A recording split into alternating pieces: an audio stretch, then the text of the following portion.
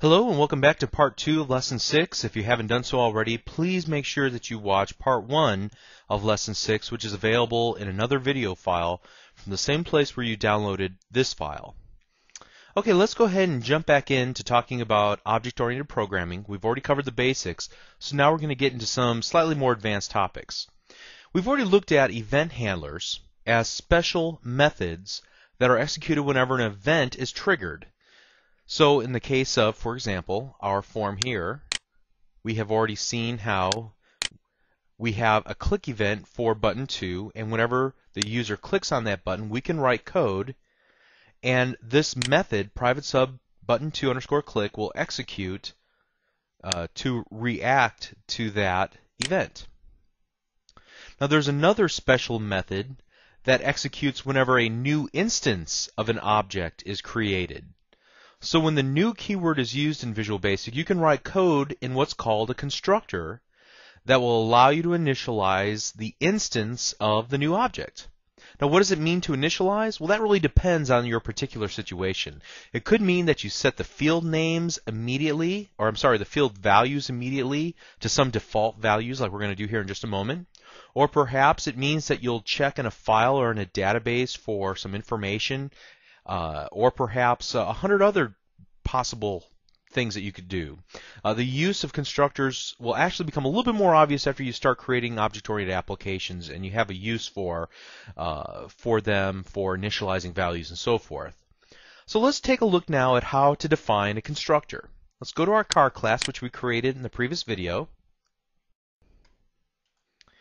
and let's move below our properties but above our method and pop in our constructor. So you can see what we have is a new method, public sub new.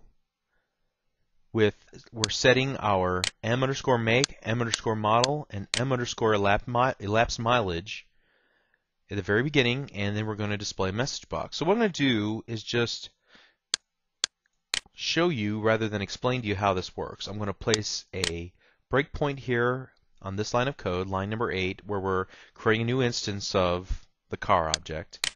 I'm going to run the application, click my button, and then I'm going to start to step into, and notice immediately that we come to public sub new, and we're going to execute these. Currently, make, model, and elapsed mileage are set to nothing, but as we begin to execute these lines of code, we populate them with default, and 0 respectively.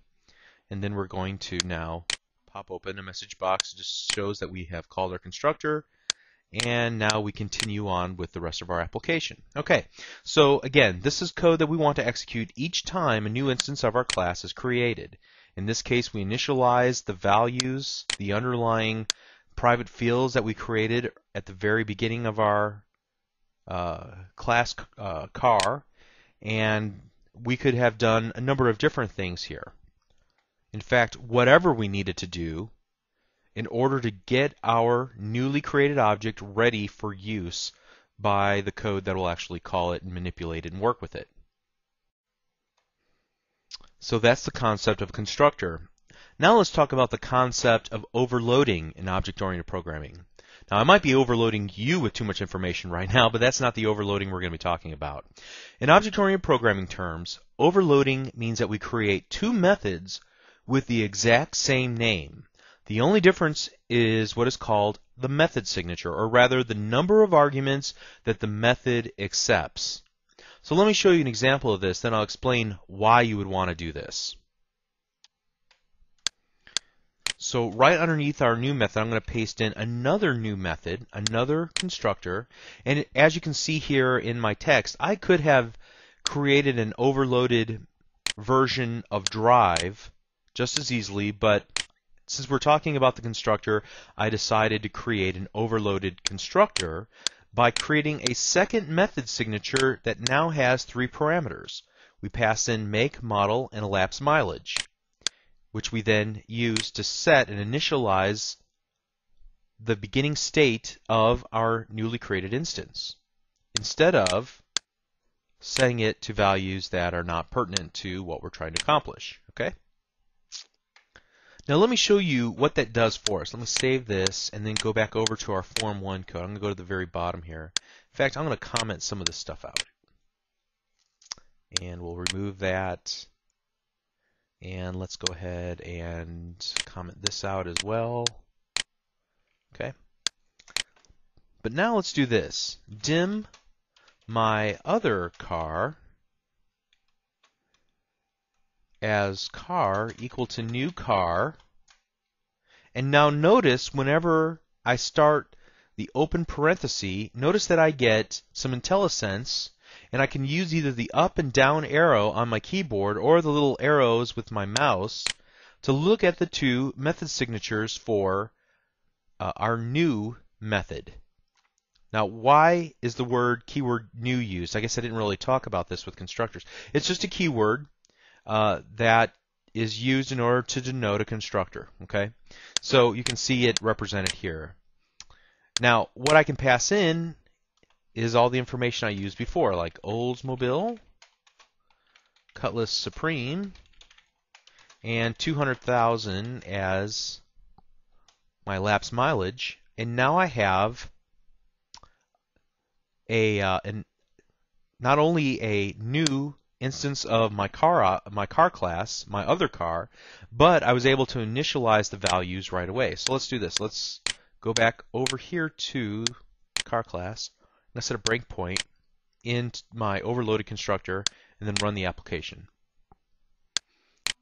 Okay, so we can see the called constructor because we have already in our Form 1 code where we are creating a instance of my class. And then the second time through, we're going to now set the make, model, and elapsed mileage for my other car equal to the values that are passed in. The make is Oldsmobile, model Cutlass Supreme, elapsed mileage 200,000. Okay, pretty easy stuff, right?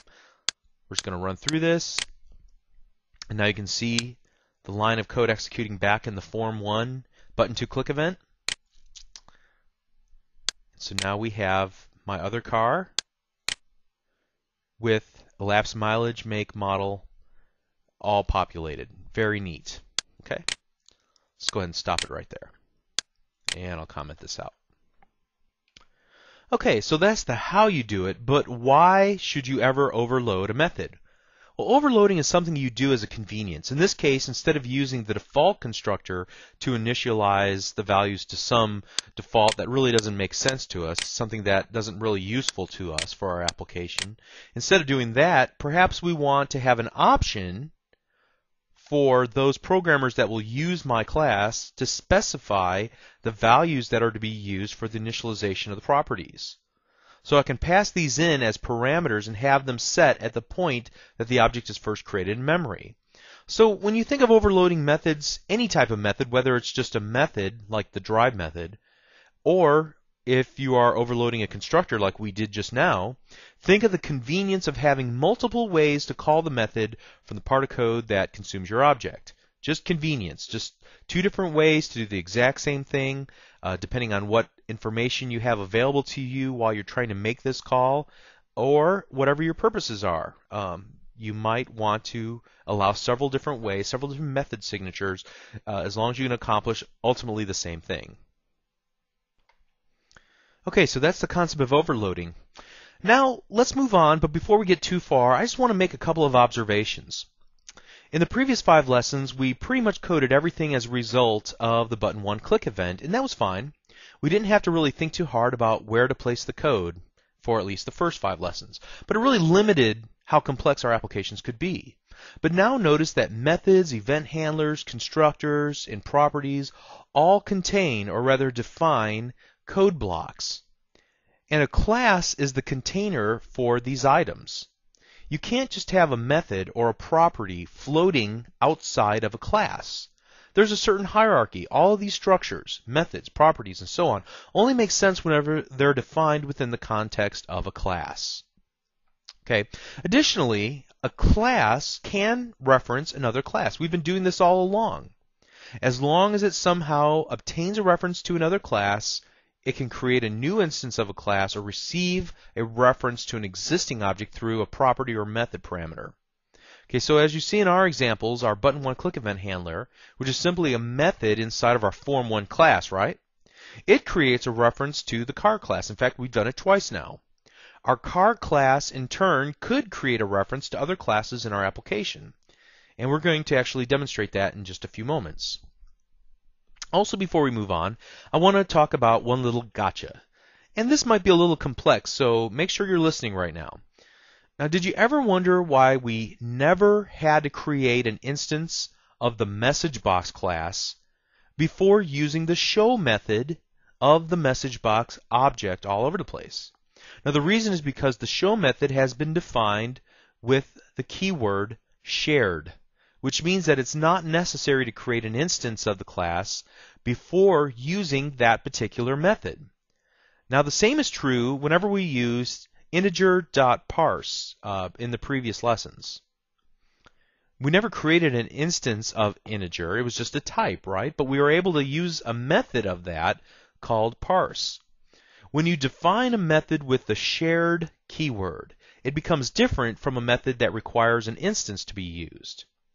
So, for example, we could change our car class to have one shared method, and we wouldn't need to use the new keyword. We could just use car dot whatever our new method name is, as long as it's defined as shared. But the problem is that in that particular case, it wouldn't make sense for the way that we're using that car class. We may need to create more than one instance of the class to define more than one car. We might want to create and define a new class called utility that has a method that will help us calculate gas prices, for example. Now, in that case, it makes more sense to create it as a shared class since it's more of a utility class than a domain class. And don't get